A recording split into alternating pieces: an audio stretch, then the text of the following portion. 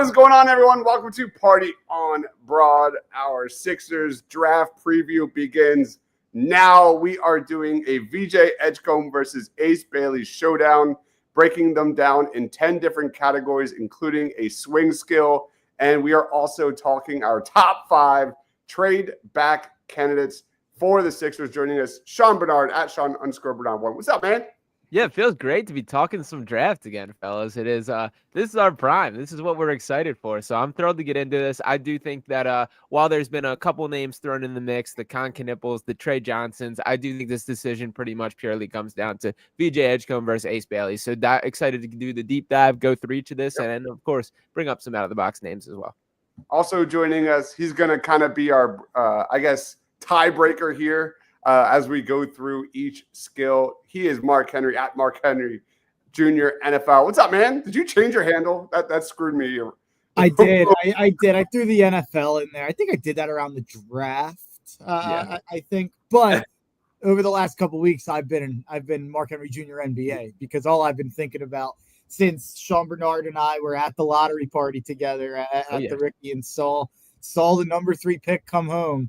All I've been thinking about is that number 3 pick and maybe even a little bit about the number 35 pick, but mostly that number 3 pick. All right, let's jump right into this. Guys, if you're watching us live, like Krabby saying he's only here to give us a hard time, talking about the Sixers. Daniel, what's going on, Daniel? What's going on, Krabby? Again, we are breaking down each of these 2 prospects by finishing, scoring, floor spacing, playmaking, offensive IQ and feel, team defense, on-ball defense, rim protection, defensive IQ, upside, and we will both give a swing skill for both prospects. Let's start with scoring. I don't know Sean's scores. He doesn't know mine. Looking at VJ, 5 games of 20 or more points. 3 of them were literally 20 points. Ace had 10 of 20 or more, but he also had 3 games of 30 or more points, average more points a game. I think when you look at these 2 as scores, obviously Ace has the mid-range. Over 30% of his shot attempts came from low efficiency zones or off-balance mid-range jumpers. And then you look at VJ, who really stepped up his play in the Big 12, nearly 17 points a game, 37% from 3, 81% from the line. Sean, what is your score? I guess what is your score and your take on the scoring of VJ Edgecombe and Ace Bailey? Yeah, and it is an interesting one because, I mean, like Ace Bailey, certainly the archetype of the scorer, but not quite the efficiency yet, and that's sort of the main critique of him. VJ Edgecombe, on the other hand here, I would say the archetype of an athlete, a guy that's going to get downhill. He's going to dunk a ton of times. He's going to use that athleticism here, but also not a guy that I view as like a pure touch scorer type of player. And you can kind of see this here, but to dive into my scoring here, I gave Ace Bailey a 7.3 on the scoring scale here and VJ Edgecombe a 6.2. So I do think Ace does have the edge from a pure scoring perspective. I even think you can make the case there's a little bit wider of a gap than that. I am fairly optimistic that both these guys take some massive strides. This isn't a situation where I'm going to be dragging down either one of them. I like both these players and can see a fit and can see the case for either, but I do think Ace comfortably holds the lead from a scoring perspective. So you have Ace Bailey 7.3 with VJ Edgecombe 7.2, correct? 6.2. 6.2. Interesting. That's a pretty decent mark.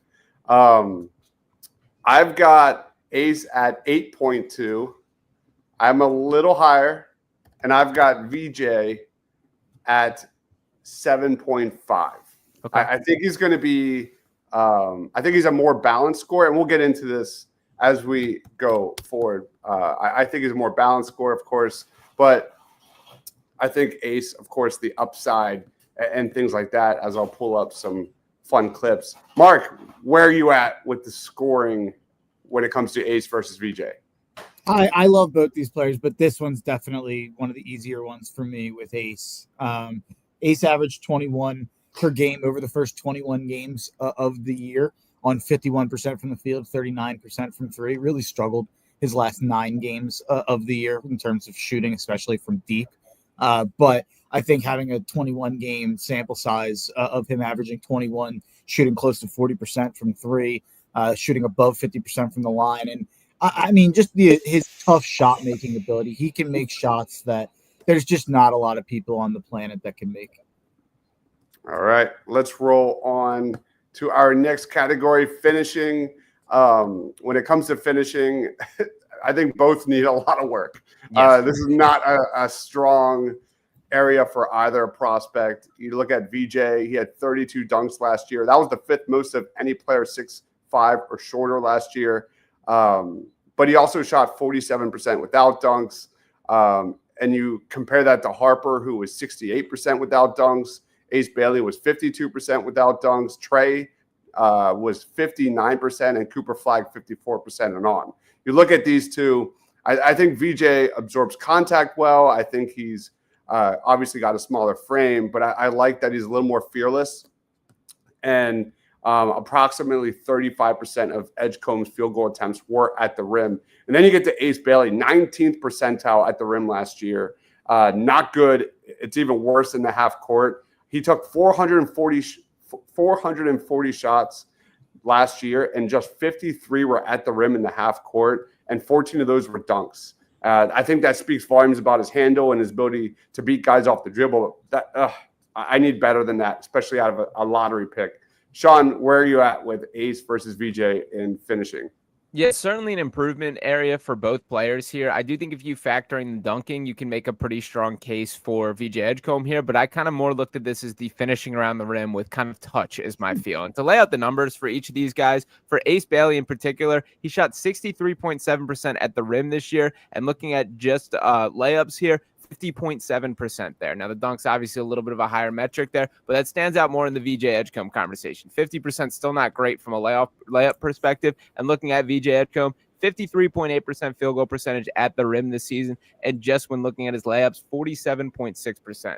Got to be better for both these guys straight up there. But with Edgecombe, kind of the edge comes on that dunking. And to give one stat on that he is the 8th freshman in NCAA history to record 30-plus dunks at 6'5" or shorter. That is his game. He's going to be a skyscraper, a guy attacking, getting up in the air. But I still view this as a little bit more of a touch. So from a scoring perspective, I went 6.2 for Bailey, 5.9 for VJ. I do think, again, if it is the dunk, you give VJ the edge, but I didn't kind of view it through that lens. All right, 6.2 for Bailey. What was it for Edgecombe? 5.9. 5.9.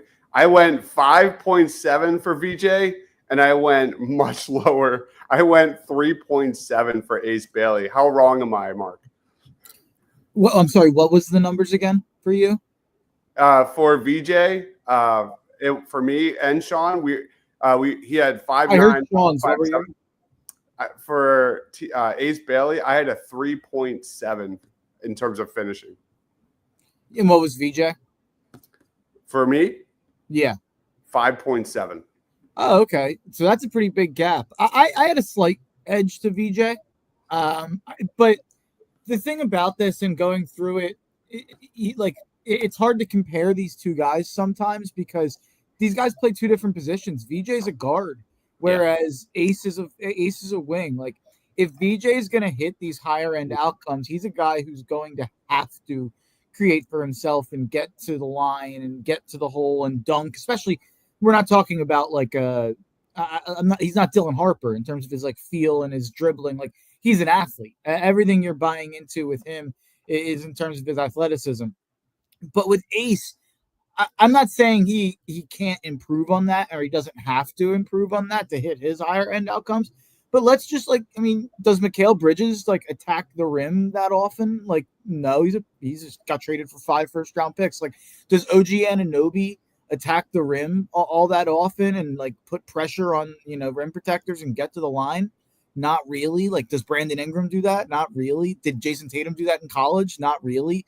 Like, I do think we have this tendency with and I'm going to talk about this, I'm sure, a bunch throughout this whole thing, but that we have a tendency with 18-year-old wings to just take them for what they are right then at that moment without being willing to project with these guys. And I've been off on, I laughed at the Celtics when they took Jaylen Brown third in 2016. I thought it was laughable. I'd have to go back and look who they took over him to remember who I was saying they should have taken. But I think things like that, things like the Jason Tatum draft, taught me some lessons that and I'll talk about this with the swing skill eventually, but the 10th best forward is just on a different planet than the 10th best guard. Like the 10th best forward is an above average player, whereas the 10th best guard is like Tyrese Halliburton. Not really, he's higher than that, but like there's just unbelievable guard play in the NBA as opposed to the wings where there's just not that many of them. And the Celtics have 2 of them, but VJ is the better finisher for now, at least. All right, Mark. Sorry for the VJ. That's fine. Let's roll into floor spacing. VJ shot 36.3% on catch and shoot threes, 45 of 124. Spot ups, 39%. Pull ups, 27%.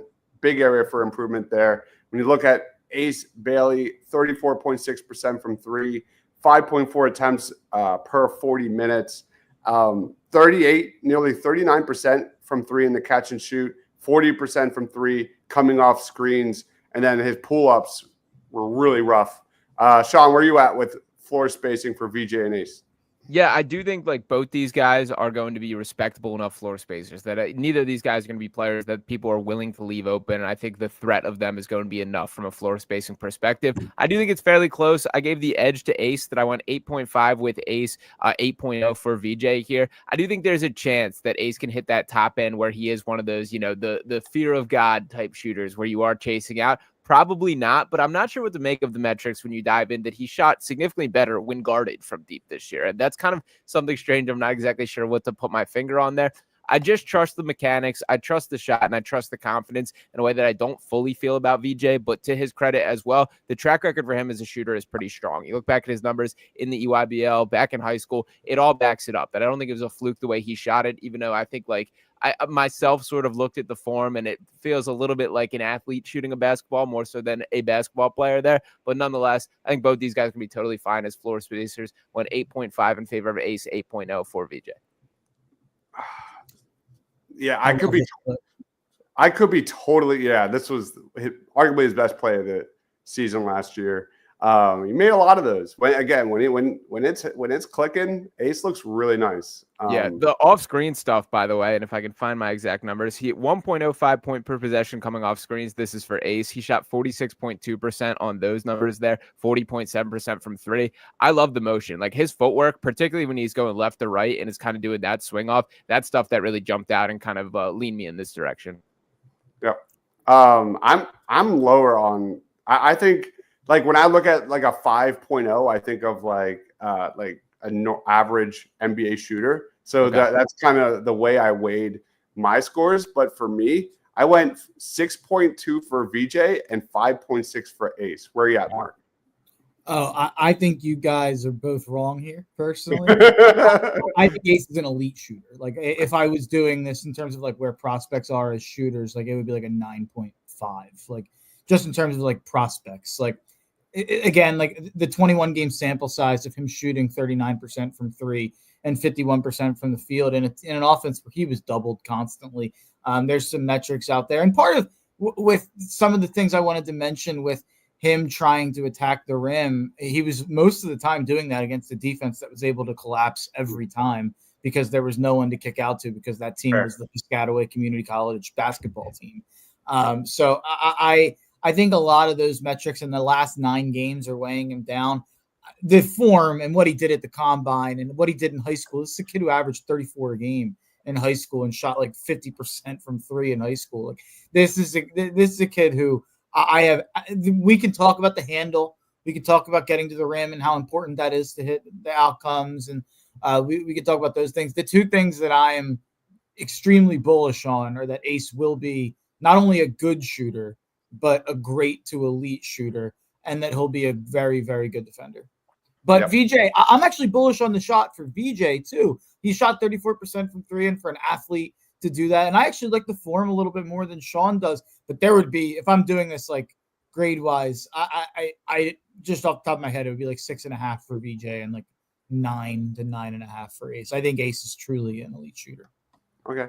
Anthony DeBona, the great Anthony DeBona says, he's a Celtics fan. Did anybody know that? I did not know that. I did know that. All right. That's a gut punch right there. All right. Let's roll on to playmaking. VJ, 4.1 assists per 40 minutes, 1.63 assists to turnover ratio. Personally, I think VJ edges out Bailey in this area. A higher assist rate, better decision making, more balanced offense. Ace had a really high usage, but only an 8.3 assist percentage. And to be fair on Ace, a lot of my clips here that I'll get to show a lot of open shots that are either not being taken or they're moving the ball or they just miss. So I'll throw that on the screen. But Ace, I'll throw it to you, Sean. What do you think? Yeah, I mean, to defend him a little bit first here, to record an assist, the other player has to make a shot, and I don't think that he had the best options for that to work with here. But he's got a long ways to go as a playmaker, man. I ultimately don't think there's probably a likely world where we're living in where Ace Bailey is like a full creator running the offense type there, but I don't think he needs to be. That to me, kind of the vision for Ace Bailey is, at least at the starting point as he gets his feet wet in the NBA, is he is a little bit more of a standstill 3-and-D type guy with more juice than that. That's sort of my pitch there. But from a pure playmaking perspective, I went 1.3 for Ace here.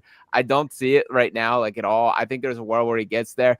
For VJ, I'm also a little bit lower than I'd probably say on the consensus. I think he's very clearly like the 2-guard mold. I don't really see him running an offense. He can do it kind of for stretches, but he left a little to be desired in that area for me as well. So I went 4.5 for VJ here, 1.3 for playmaking for Ace.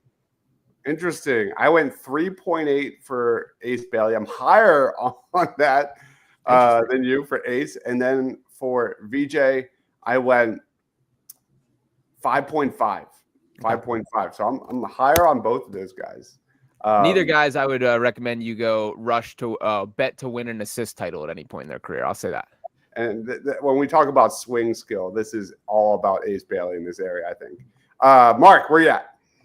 Yeah, I think you guys are right with like a correct gap between VJ and Ace. I do think like 3.2 assists to only 1.9 turnovers for a guy who's more strictly an athlete than a lead guard. Like, it's not bad. It's pretty good numbers. So maybe there's some upside to kind of tap into there. Who would you say is better? VJ. Yeah. VJ. All right. Then we get to offensive IQ and feel. Ace was actually better in the pick and roll compared to VJ last year. And I think this is kind of where I'm a little bullish on Ace because as we have talked about a lot about him and all the ISO scoring and shot making and stuff and low efficiency numbers, I think he's one hell of a 3-and-D prospect. And I think in the right role, he's going to thrive. He is way better at cutting to the basket than I think the general consensus knows. We all went through his floor spacing numbers, but I think him as a wing in more spacing and that fit with the Sixers, and I think he's a perfect fit. I'm actually pretty high on Ace here compared to VJ. Where are you at, Sean? Yeah, I went with VJ higher to lay out my numbers before I make the case. Went VJ 5.5, went Ace 4.1. I don't think it's as bad as the Ace haters want you to believe as far as an IQ or feel thing. You certainly can point to stuff, the efficiency, the turnovers, the lack of assists, all that is sort of fair there. But I do think like the context is important in specifically to this like skill set that we're saying. When we're talking about IQ and feel, there was not a lot of offense run at Rutgers, period. And there certainly weren't the players to kind of play off in kind of regard to Ace there. So I don't think he's probably going to be a guy that you're trusting to once again run the show or be the absolute guy as far as, making decisions within an offense, but I think he's totally fine for exactly who he is. And I do think he gets a worse rep than he deserves. My quick critique of VJ would just be too often I see him sort of drive without a plan. Like there's a lot of get in the air and kind of figure it out for him. And I do think that falls on sort of the IQ side of things of like, it's great that you can take off from the free throw line and dunk on guys when you pull it off. But there doesn't seem to be that kind of plan B sometimes when he's driving the lane. So for VJ, the critique and why I only went with the 5.5 here is I do think that he's a guy that is just kind of like attacks without a plan a little too often for my liking. There's a lot of video of just him dribbling into space and not having a plan. Like there's tons of that. Mark, where you at? This is a push for me. I'll put it as a tie.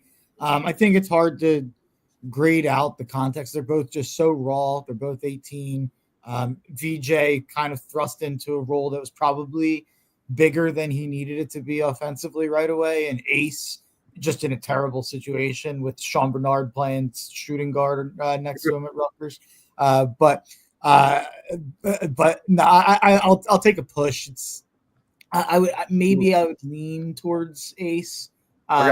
Just he has the IQ to know that he can make tough shots. Like it's hard to grade that for me based on Ace's situation. So I'll go with a push. By the way, if we were to throw in a PR training category on this, Ace, not great. I'll say that. I love it.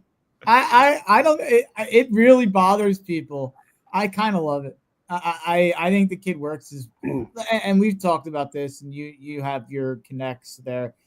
Any concerns people have about that, I think should be offset by the reports of how hard of a worker this kid seems to be. And I mean, you can just turn on the tape of his defense, which we're about to talk about. I think you can see that he's got a high motor, and you can see that he works his butt off. Yeah. Yep. Absolutely. Let's roll on to defense. Let's start with team defense. I'm really high on both of these guys. In fact, again, I'm going against consensus here. I like Ace Bailey a little bit more than VJ in terms of team defense with his weak side, help defense. I'm going 8.3 Ace Bailey and VJ 8.1. Where are you at, Sean? Wow, I like it there. I'm in the same boat that I like both these guys, and this is where I get particularly bullish on Ace and what I don't think is talked about enough. Like, I think that is a real world from day one. He's capable of guarding opponents' best players for stretches, and he does compete. And I've mentioned this before, but I got a chance to go up to Rutgers and watch a game in person, and I truly changed kind of the way that I thought about Ace Bailey. That I entered that game as a bit of a skeptic, kind of watching the highlights, watching the clips of there are some bad decision making as far as the shots here. I walked away from that game thinking, this dude cares, man. This dude competes, and he brings it. And I particularly meant that on the defensive side of the ball here. The weak side rim protection like pops off the page to me, and that's something I very clearly see translating at the NBA level with that athleticism that he possesses here. I still went a little bit with VJ in the edge for this specific category for Team D. I went 9.1 for VJ Edgecombe, going 8.7 for Ace here. I think both these guys can be excellent defenders. Yeah. I like Ace. Oh, we'll get to on-ball defense. So I'll give my overall thoughts right after this. Where are you at, Mark? Yeah, Ace is, to me, there's a lot of like Covington to his defense in terms of the gambles he takes and getting in passing lanes and deflecting balls and trying to turn it into fast breaks. And people forget Robert Covington averaged like over a block per game a couple of years there in the NBA, which I think Ace Bailey's going to be around the block per game in the NBA with him averaging 1.5 blocks per game. It's usually a pretty good indicator of kind of steals and blocks rates in terms of how you're going to be as a defender. And this is beyond Robert Covington, like there's some Jaden McDaniels defense potential there with Ace Bailey. And then VJ has, Anthony Edwards potential on the defensive end. And I really do think when you watch VJ on defense, you see that like dog, like Ant in the way that Ant gets in your face and, disrupts what you want to do up at the top of near, like, even if you're 5 feet off the 3-point line. So I think both these guys have elite ceilings. I'll go with a push. Wow. I'll go with a push. There's part of me that wants to say Ace because I think VJ's the better on-ball defender. Maybe Ace causes more havoc. So give me Ace. I'll say Ace. Okay. I'm sorry to make you change it. I'll say Ace on team defense. That's exactly where I was at. I gave VJ a slight edge in terms of on-ball defense. There's lapses, if you saw in the highlight, like Will Riley, underrated Will Riley taking down Ace Bailey on one of those clips where Ace looked completely lost, back foot, had no idea, just put in a blender. But when he's locked in, man, he looks really good. I went VJ 8.3 with on-ball defense, Ace 7.9. Where are you at, Sean? As far as on-ball, So my exact numbers here, I'm going for Ace 8.9, for VJ 9.3. Kind of the same boat that I gave a slight edge to VJ here. Again, I think both these guys can be excellent defenders at the NBA level. I have pretty much no concerns for how this translates. When kind of breaking down like the positional breakdown, you can give more of the versatility to Ace there. There were also some clips of like VJ where he did get bullied in the post a little bit. And I do see a world where if we are going to just like talk about from a playoff perspective, I could see a team just trying to attack that, of get a big man on him, put him on the post. I don't think that's going to be the case for Ace there, but I do think for VJ overall, there is just a level of the way that he moves his feet on the perimeter and the way that he can really hound a guy that made me put him a little bit above Bailey. Yep. Where you at, Mark? On-ball defense. Yeah, I probably even have a slightly bigger gap than you guys did for VJ. I think VJ is a pretty special on-ball defender, whereas I think Ace has those special kind of free safety instincts that we used to talk about with Cove. We talk about it with plenty of other guys. And then he also has that weak side potential with like Jaden McDaniels. So that's kind of the way I view it. So yeah, I kind of give the edge to chaos to Ace, but to just getting in your shorts and, defending an ISO to VJ. Very close so far on defense, which makes me happy. Like the ability for Ace Bailey to scale up to makes me really excited about his upside going forward. Rim protection. VJ's a great rim protector. Like he's had some fun numbers, some fun highlights out there. Ace Bailey, he's not going to, make guys second guess going to the basket, but solid numbers as well. Sean, where you at? Yeah, I'm pretty bullish on the rim protection for Ace. I'm throwing another 9.3 on the board here. What?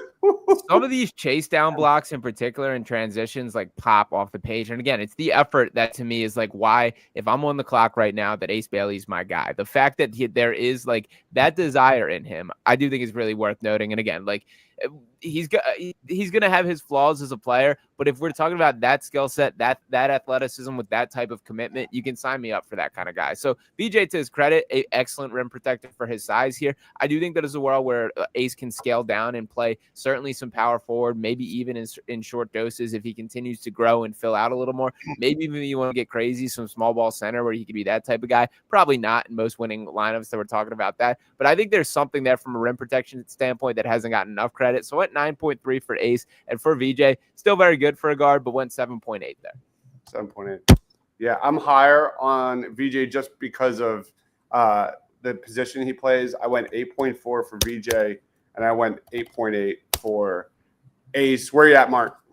Yeah, it's like the John Wall thing, where it's like John Wall was the best, maybe the best shot blocking guard I've ever seen, but like he was probably getting like 0.8, 0.7 blocks per game. VJ is probably going to be like similar. Like he's going to have some like really flashy moments and flashy blocks, but just with his size, it's going to be hard for him to average a ton of blocks in the NBA level. But he'll definitely have some fun moments and some fun kind of highlights.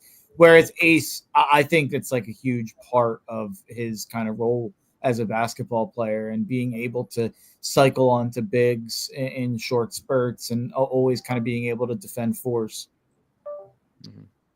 Uh-oh. I don't know what just happened there. If you can. Got a frozen Mark. Frozen Mark. Can you hear me? Yeah, we can hear you. I don't know what just happened. I was silenced. Who do you have better, Ace or VJ in terms of rim protection? Ace. Ace. Let's roll on to defensive IQ and feel. Where you at with this one, Sean?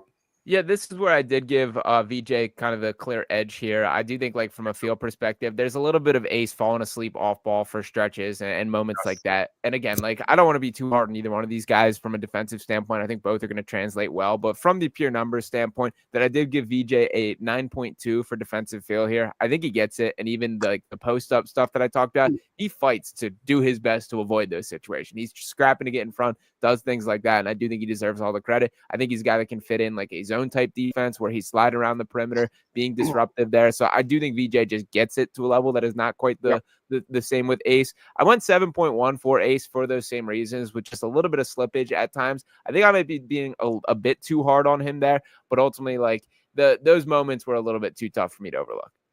It's funny. We're similar in a lot of these. Okay. But I'm right in that same wheelhouse. I look at VJ. I gave him an 8.5.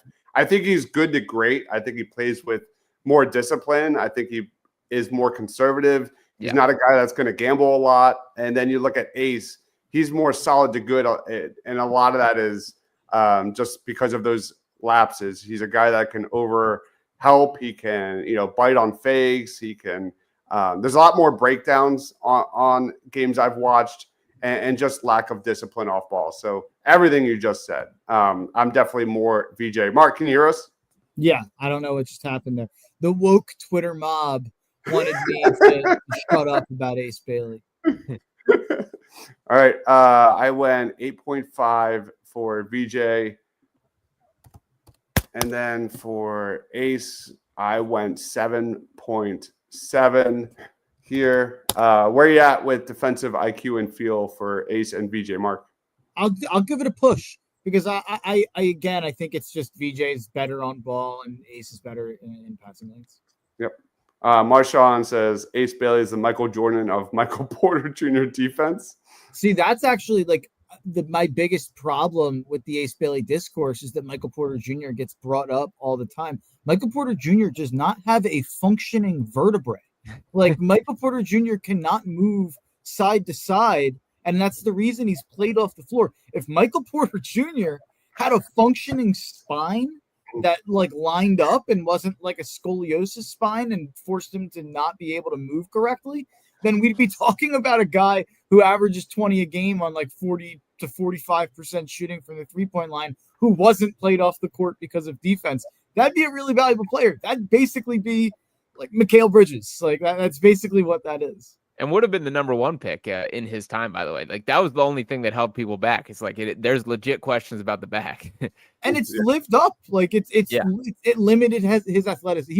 He was so much more athletic in high school than anything we've seen since high school.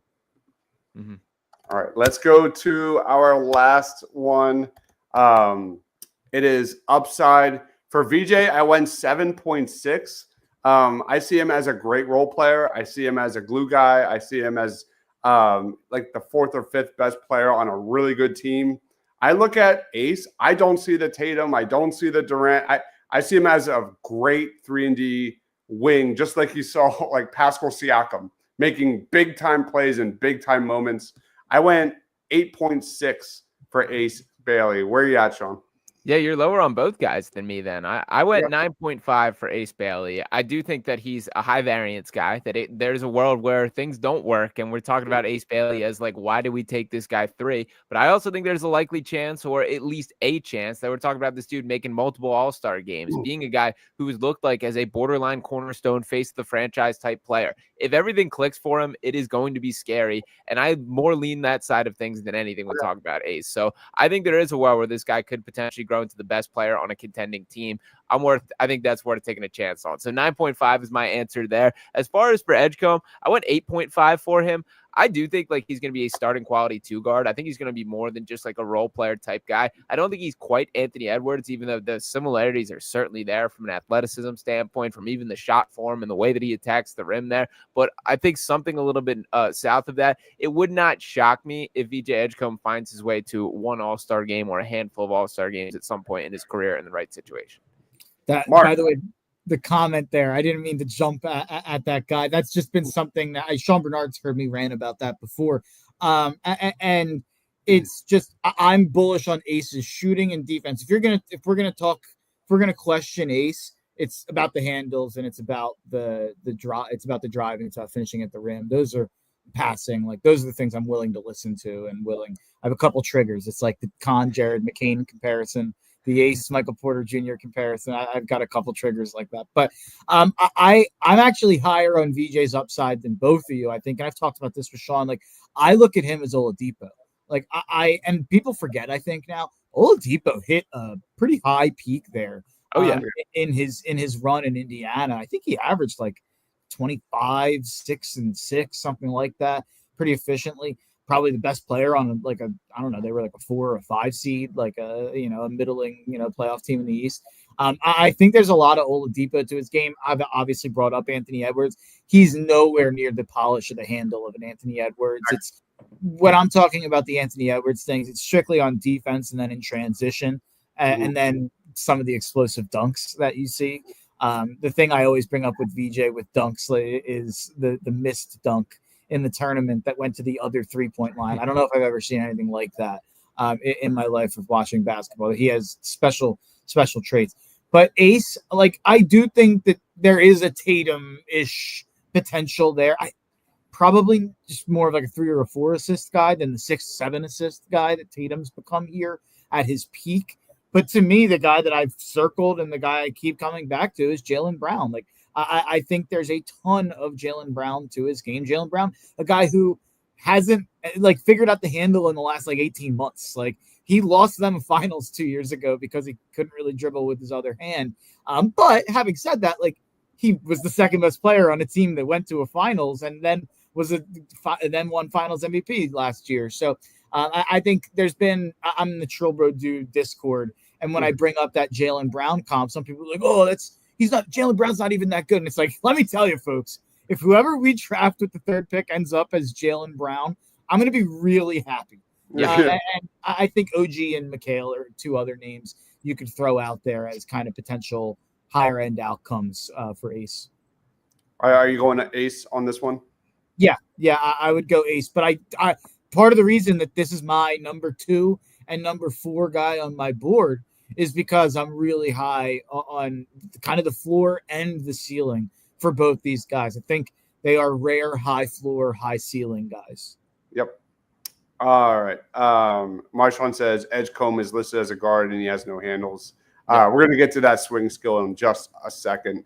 And then are VJ and Ace 2 years away from being 2 years away? Anybody?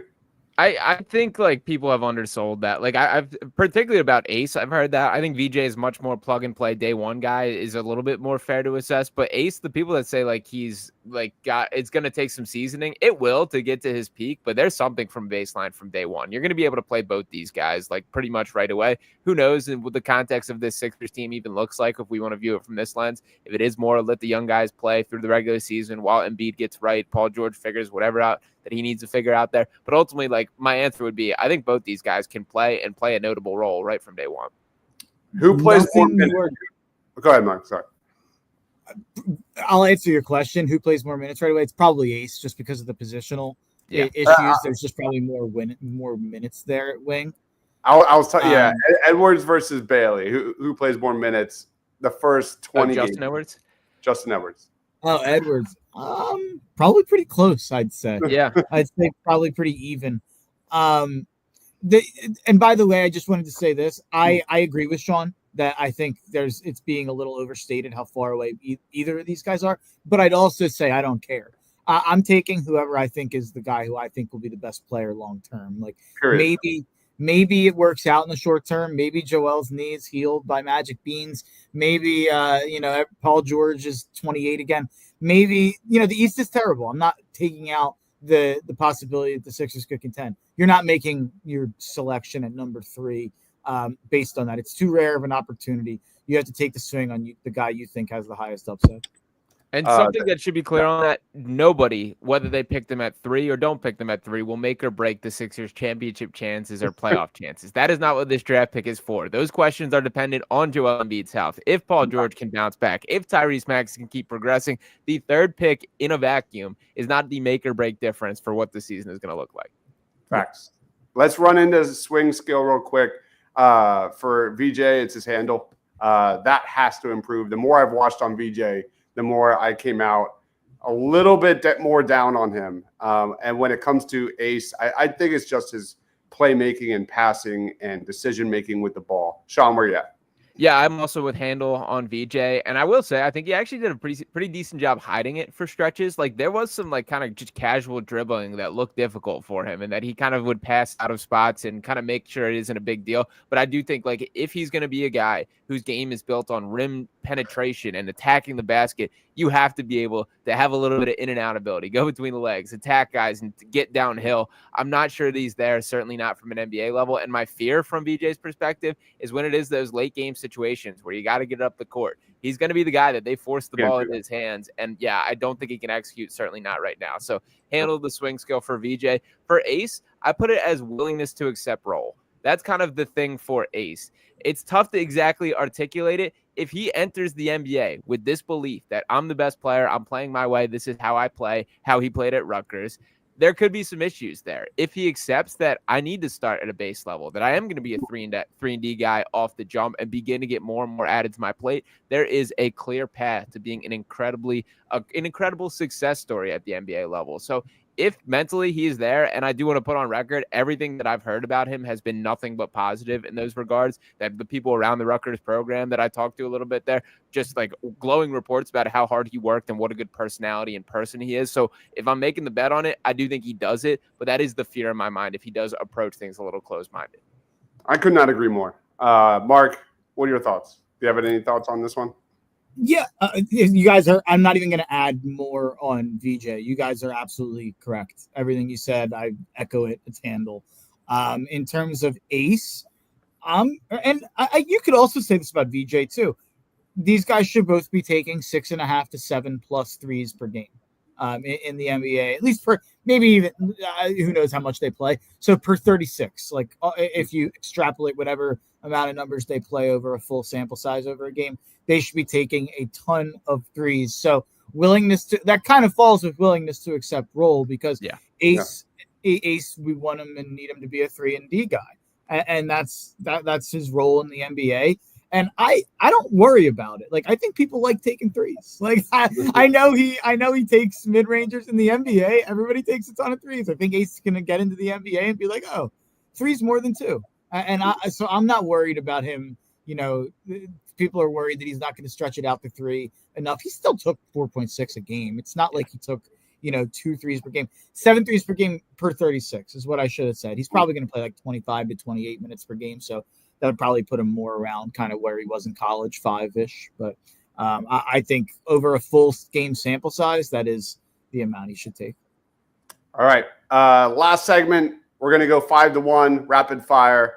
Mark, lead us off. If the Sixers do trade back, we're talking excluding VJ Edgecombe, excluding Ace Bailey, Dylan Harper, of course, Cooper Flagg. Let's talk about the guys that you would want to see the Sixers bring in the most. Start at 5. Who's your 5th? This is brutal for me because I really only have two. I really only have 2 names that my whole thing on trading back is that I'm not very interested in it. Third pick's a unique opportunity. The only way I'm interested in it is if you can get one of VJ, Ace, or my top 2 guys. But I'll start at 5. I'll go Rasheer Fleming.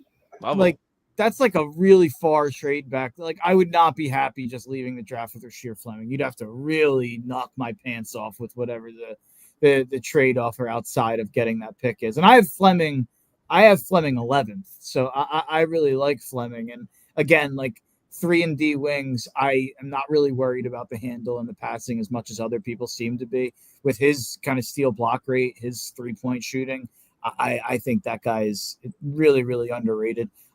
Maybe not underrated. It seems like he's going to go in the lottery, but I would lean Fleming. Number 4 would be Cedric Coward, who I have 10. I'm skipping some guards that I have ranked higher than these guys. Like, I'm not going to put Jace Richardson in this. Like, we can't take a 6-foot guard.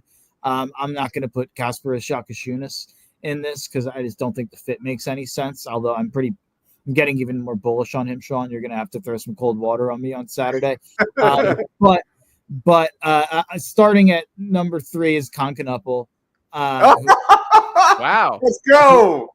Well, I have Con 9th overall. So when I'm crapping on Con, it's in relation to these top guys with Ace and VJ and Trey and Malawak. And my whole thing on Con is if you're drafting Con at 3, you are ensuring that there is a 100% chance that you feel really stupid in 2 years because one of Trey, VJ, Ace, or Malawak is going to hit their high-end outcome.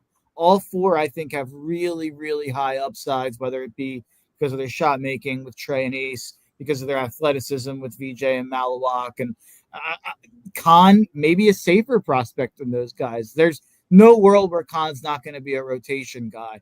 Is he more Corey Kispert? Is he more Bohan Bogdanovic? Is he more? I don't know. What is like, Dobbs? You love Khan. Like, what's? I think it's Desmond Bain. Wow. Yeah, I hear Bain. I don't think he's Desmond. I don't think he's. I think really he's going to be terrific in the NBA. I really do. He's and my biggest problem with Khan, and he's going to get played off the floor anytime he ever makes the playoffs because he's too short. He's too short to guard any wing that matters, and he's too slow to guard any guard that matters. So no matter what, you're going to be having to hide him on whoever the worst guard or whoever the worst wing is. And he also the tape looks impressive defensively. You can't ask for a better setup than having Cooper Flag and Common Malawak behind you. Proctor's pretty good. Proctor and Sion James, like they were terrific. Duke last year, and that's part of the whole thing with Khan. Like Duke was so unbelievable last year. Like if Khan wasn't on that team, I think they still would have been a 1 seed. Just like being honest, if Flag wasn't on that team, I think they would have been a top 10 team still. Like, and that maybe that's a testament to Khan too, but I think it's a testament to just how deep that team is. 1 through 7, 1 through 8. But for me, the Khan thing is all about upside. It's just I don't think that there's the upside there for him that there is with these other 4 guys, and I think we've had to endure a lot of guys we've passed on making us look stupid, whether it be in trade or draft. And I think if you draft Khan, you're ensuring that happens. If you trade down, it's a little different. But you are still passing on them by trading, I guess. But if you trade down, it is a little different. Who's your 2 and 1? The 2 and 1 are basically there's not a lot separating 2 and 6 for me. So my number 5 player is I guess I should reverse it. My number 6 player is Trey Johnson, so he'd be number 2. And I've talked about this with Sean Bernard. If you just take Cooper Flag out of the draft and you had to give me a pie chart and say who has the best chance, maybe this is a fun idea for you to do, Dobbs, and we can compare it to what Sean and I did. If you made a pie chart of all the remaining players in the draft and their chance to be the best non-Cooper Flag player in this draft, I think I give the biggest slice of the pie to Trey Johnson. I think he's got the highest upside. He's got true like Devin Booker shot making potential. But I think there's a really low floor too there. If he never, improves on defense, if he doesn't, show any of the playmaking. And then I'll wrap it up. Come on, Malawak would be number 1. I think Malawak's got a really, really high upside. I like Malawak even if he's not a shooter. And then some of the things you're seeing with him in some of these shooting camps, I think that there's a really, really high upside, especially when you look at the fact that, like Joel, he just picked up a basketball a couple of years ago. I'd be open to taking Malawak at 3, let alone trading down. So I know what some Joel fans and Sixers fans don't want to see that happen. I think even if Joel gets right, I think it would be a useful and worthwhile pick. He's still going to miss 20 to 30 games a year. He's still going to not, there's still 12 to 15 minutes a game he's not going to play. We've seen him miss playoff games one at a time. So I think Malawak would be a pick for now and the future. You got 3 of mine. I'll see if Sean can get some of the others.